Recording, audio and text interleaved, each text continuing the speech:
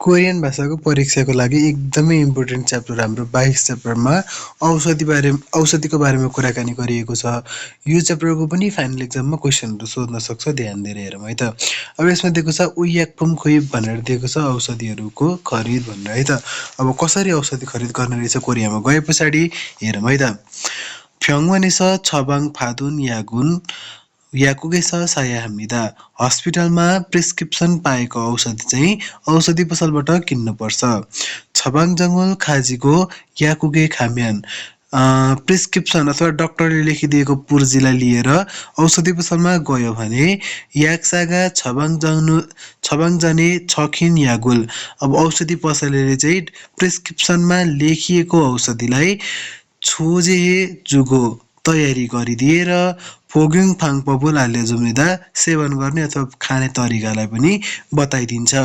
याक्सागा छुनुन याक फोङथुएनुन औषधि पसलले दिने औषधिको झोलामा चाहिँ वान्जाई इरुङका नाई बिरामीको नाम र उमेर, यागे म्यङसिङका फोग्युङ पप औषधिको नाम र सेवन गर्ने तरिका, छुइसाङ भनेको त्यसको सावधानी हुनुपर्ने कुराहरू, खुरीको याक्सा वा याकुगे थिएन अनि औषधि पसले र औषधि पसलको बारेमा छङ्बोथुङ्गी भनेको जानकारी आदि छक्ष्य सुविधा लेखिएको हुन्छ।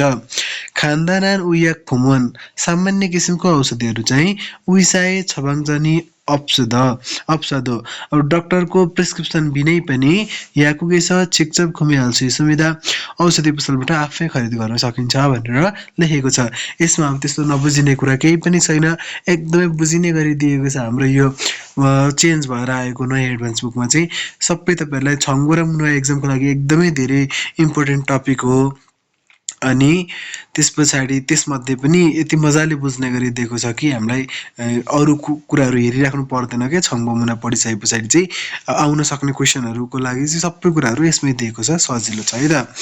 त्यस पछाडि छ यागुल छागो सिफुन्दै औषधिलाई किन्न चाहेकोले याकुगी मुनुल थादा सुम्यान अतके या हल्कायो औषधि पसलको ढोका बन्द भयो भने चाहिँ कसो गर्नुपर्छ होला त। इते यो बेलामा चाहिँ युइल छिकिमी याकुक साइथु भनेको चाहिँ बिदाको दिनमा पनि खुल्ला रहने औषधि पसलको साइट्सहरू चाहिँ http://farmililsa.or.kr छाजाफोमेन थमिदा। अब यो बिदाको दिनमा पनि खुल्ला रहने औषधि पसलका साइट्सहरूलाई चाहिँ यो हाम्रो यहाँ दिएको http://farm114.or.kr मा खोजी हेऱ्यो भने हुन्छ।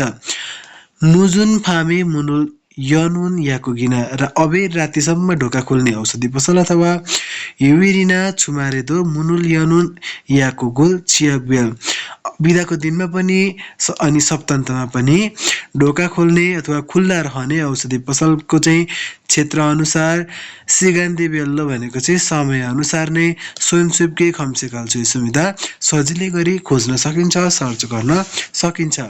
त्यस पछाडि छ आन्जन साङ्बी उयाक फोमन सुरक्षित रूपमा तयारी गरेका औषधिहरू चाहिँ फ्यानुजम इसदो फानमेहामिदा 24 घन्टे पसलबाट पनि बिक्री गर्ने गरिन्छ। अब यो यस्तो खालको औषधिहरू भनेको चाहिँ नर्मली हाम्रो 24 घन्टे पसलहरू डिपार्टमेन्टल स्टोरहरूको अगाडि हाम्रो काउन्टरको साइडमा राखिएको औषधिहरू हुन्छ, त्यो भनेको चाहिँ आन्जन साङ्बी उयाकफुमहरू हुन् है त। त्यस पछाडि लेखिएको छ उयाकफुम के त फ्यानुजामेस फार्मे आनुन यागुन 24 घन्टे पसलबाट बिक्री गरिने औषधि चाहिँ खाब्याउन छुङसँगै साइङ हाल्छु हिँड्नुन सामान्य अथवा हलुका लक्षणहरूमा पनि प्रयोग गर्न सकिने यागुरो उइसाए छबाङजन अप्सी साल्छु सुविधा प्रयोग गर्न सकिने औषधिहरूको रूपमा चाहिँ डाक्टरको प्रिस्क्रिप्सन बिना नै पनि खरिद गर्न सकिन्छ। फ्यानुजामेसा साल्सुएनुन यागुन आरेवा खात्सुमिदा 24 घन्टे पसलबाट खरिद गर्न अथवा किन्न सकिने औषधि चाहिँ तलको जस्तै छन् अथवा तलको अनुसार छन्। हेरौँ अब आन्जन साङ्बे उयाकफुम भनेर दिएको छ। अब सुरक्षित तयारी औषधिहरू है त के रहेछ सबभन्दा सुरुमा हेरौँ हेयल्जे भनेको चाहिँ ज्वरोको औषधि। अब यतापट्टि लेखेको छ यरिनाल्ते मङ्नुनियाक भनेको चाहिँ ज्वरो आएको बेलामा खाने औषधि। त्यस पछाडि छिन्थोङजे भनेको चाहिँ पेन किलर हो। मरिना यी दुङे थुङजिङी विसुल्ते मङ्नुन्याक। अब टाउको अथवा दाँत आदि दुखाइ भएको बेलामा प्रयोग गरिने औषधि भयो छिन्तोङचे पेनकिलर भनेको चाहिँ। अर्को छ खाम्गियाक रुगाको औषधि अथवा चिसो लागेको बेलामा खाने औषधि हो यो चाहिँ। खाम्गिए खल्लेसुल्ते मङ्नुन्याक भनेको रुगाखोकी अथवा रुगा लागेको बेलामा सेवन गर्ने खाने औषधि भयो। त्यस पछाडि सोवाजे भनेको पाचक औषधि भयो, जस खानाहरू नपचेको बेलामा खाने भयो यो। सोवाजेगा आन्दोइगना ख्वासिक दुङ्गुरो फेगा आफुल्ते मङ्नुन्याक। अब अपच भएको बेलामा अथवा धेरै खानेकुरा खाइएको बेलामा पेट दुखेको बेलामा खाने औषधि भनेर दिएको छ। त्यस पछाडि अर्को छ छिसाजे भनेर दियो, यो चाहिँ डाइरिया भएको बेलामा प्रयोग गर्ने औषधि। सल्सारुल मम्चुके हाकिउए मङ्नुन्याक भनेर दिएको छ। डाइरिया अथवा पखालालाई रोक्ने बेलामा प्रयोग गरिने औषधि अथवा रोक्नको निमित्त प्रयोग गर्ने औषधि खाने औषधि भन्न सकियो। लास्टमा छ फासु भनेको फास्ट भयो। खुन्युगिना ख्वान्जरी आफुल्ते फुचिगना पुरिनुन्याक भनेर दिएको छ। अब यो भनेको चाहिँ मांसपेशी अथवा जोर्नीहरू, खुन्युक भनेको मांसपेशी भयो, ख्वान्जल भनेको चाहिँ हाम्रो जोर्नीहरू दुखेको बेलामा टाँस्ने अथवा छर्किने औषधि भनेर दिएको छ है त।